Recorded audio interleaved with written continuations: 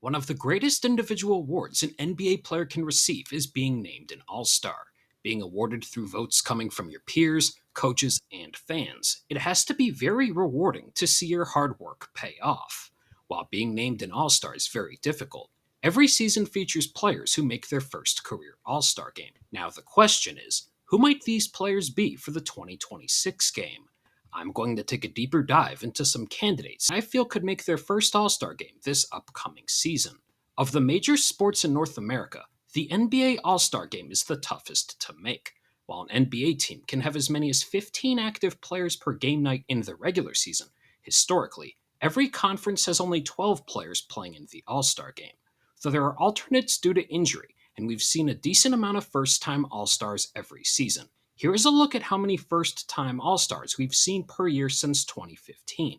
As you see, we have had at least 4 new All-Stars every season in that span, though the outlier here is 2020, where there were 10 first-time All-Stars, and shockingly, only one was an injury replacement. Though this is what makes cracking the All-Star team so tough in the first place, as there are a ton of perennial All-Stars. Some notable first-time All-Stars in 2020 included Luka Doncic, Jason Tatum, Donovan Mitchell, Devin Booker, and Trae Young, who have all made at least 4 All-Star teams, while others, such as Bam Adebayo and Domantas Sabonis, have made multiple in their own right. Unfortunately, we do know some roster spots will be open, not accounting for any future injuries. Tatum, who has made 6 straight All-Star games, and Tyrese Halliburton, who's made it 2 of the last 3 years, will both be rehabbing Achilles tears, so that's 2 open spots in the East.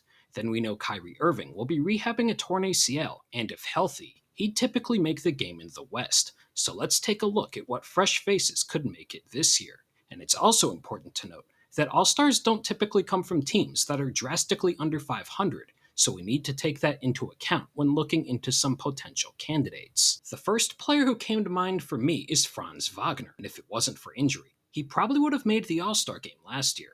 After Paolo Banchero tore his oblique 5 games into the season, Franz took on a larger role, and through 25 games, he was averaging 24 points, 6 rebounds, and 6 assists to go along with 1.7 steals per night, while often defending opposing teams' best wings. The Magic were also 16-9 in that stretch, which at the time was the 3rd best record in the East, though Franz also tore his oblique and ended up missing 20 games. Wagner has struggled from 3 over the past 2 seasons, but the hitch that's appeared in his shot has looked cleaner going off Eurobasket clips we've seen, so don't be stunned if he truly takes the All-Star level leap this upcoming season. The Magic's newest acquisition in Desmond Bane will also have a chance to potentially make his first All-Star game. Over the last 3 seasons, Bane has averaged a very efficient 21 points to go along with 5 rebounds and 5 assists, and his blend of premier shooting while being able to create for himself and others makes him one of the league's more underrated offensive talents. Though Bane, who had spent his entire career with the Grizzlies prior to being traded, has had an uphill battle of becoming an All-Star, as being named one as a guard in the West is a daunting task. Luckily for him, the chances of receiving recognition in the East are slightly better. However, a team has to be one of, if not the league's best through the first 2 or 3 months, to receive 3 All-Stars. So even though many odds makers project the Magic as the 3rd seed in the East, it could be tough assuming Paolo and Franz are both fully healthy. Given that they've been in the play-in for 4 straight seasons, the Atlanta Hawks don't receive a ton of national attention, though following an impressive offseason I highlighted in a previous video. That should change this year. That's why I think Jalen Johnson has a very good chance to make his first All-Star game, before having a season-ending shoulder surgery. Jalen was having a career year, as he averaged just under 19 points to go along with 10 rebounds and 5 assists a game, while also being an impactful defender. Despite the higher usage rate, Johnson's efficiency didn't take a drastic drop-off either, and while he has room to grow as a 3-point shooter, Jalen should benefit from the additions to the Hawks roster, and assuming the team has the success they're capable of, the individual accolades will soon follow. Dyson Daniels got some consideration from me as well. However, as I mentioned with Bane and the Magic, getting 3 All-Stars can be very tough, and while Daniels is a premier defender, he might need to make another offensive leap to be viewed as a mainstream candidate for this type of game. With the Celtics resetting this year due to a mix of Jason Tatum's injury and cleaning up their cap space long term, It will be fascinating to see how the team performs this year, though in Tatum's absence, there are more shots to be had, and if they do manage to be somewhat competitive, they could have a second All-Star.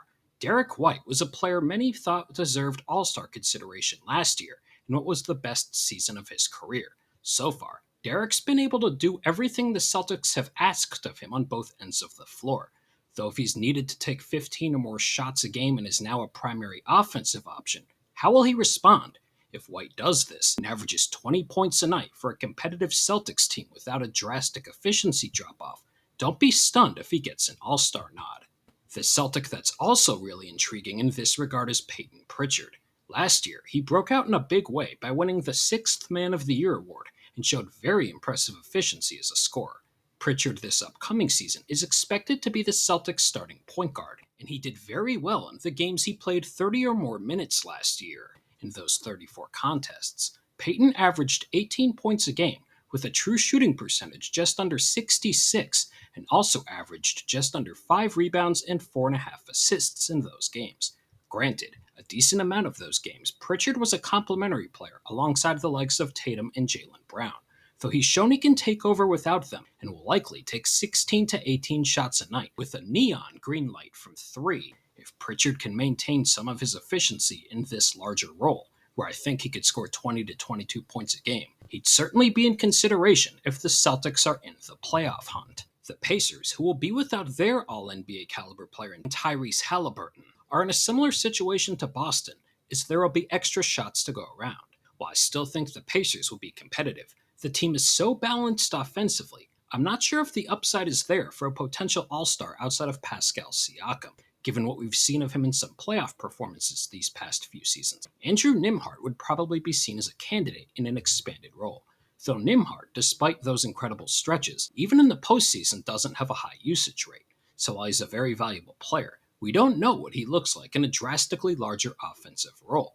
Benedict Mathurin will embrace the larger offensive role as the Pacers' projected starting shooting guard, and could see a drastic spike in scoring.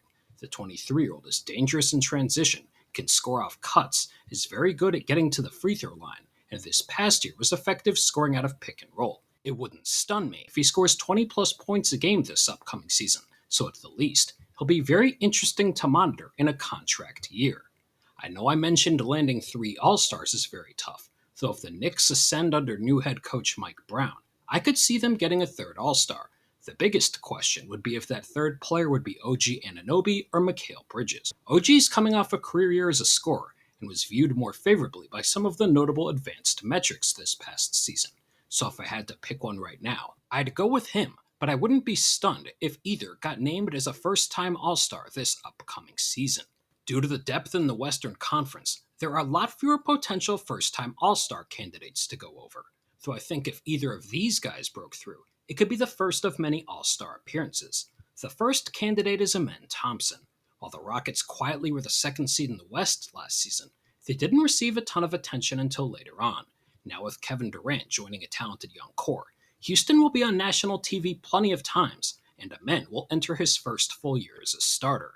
In 42 starts last season, Thompson averaged 16 points, 9 rebounds, just under 5 assists, to go along with being a first-team all-defensive player.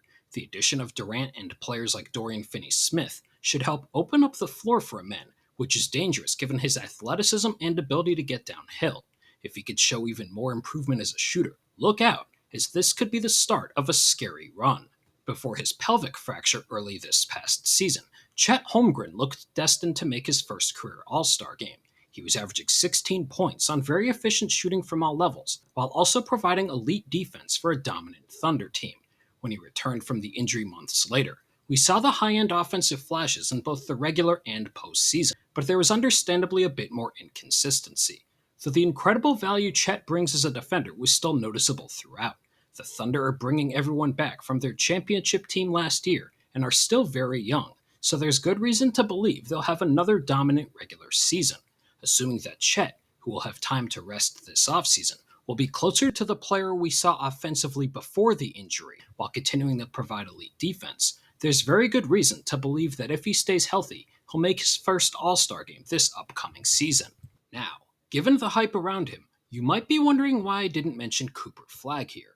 This isn't a knock on Cooper at all, but more so a reflection of the Western Conference and how tough it is for rookies to make the All-Star game. Since 2000, there have only been 2 rookies named to the All-Star game. One was Yao Ming, and while he was productive that year, the fan vote in China certainly didn't hurt his cause. The most recent was Blake Griffin in 2011, and while he was the first pick in the 2009 draft after 2 seasons at Oklahoma, he had to sit out the year he was drafted due to injury, but hit the ground running once he played. Before those two, the most recent examples were Grant Hill and Tim Duncan, who both entered the league as 4-year college players and had the physical maturity to make that leap right away. Flagg doesn't turn 19 until December, so asking him to be an all-star level player immediately, given recent history, is a tough ask, though if he's as good as expected, it wouldn't be long before Flagg became an annual fixture at the event. Given what we've seen this offseason and recent trends in the selection process, these were some players I thought were worthy of keeping an eye on to make their first All-Star games. Some already have the ability, and sometimes it comes down to getting the national exposure to truly break through. If you have any players I didn't mention who you thought could make their first All-Star game this season, feel free to leave them in the comments, as it's going to be a lot of fun watching these players progress and seeing who emerges to earn something that for many, since the time they were kids, has been a lifelong goal. If you made it this far, thank you, and if you enjoyed the video, make sure to like and subscribe to stay up to date with my latest in-depth NBA analysis.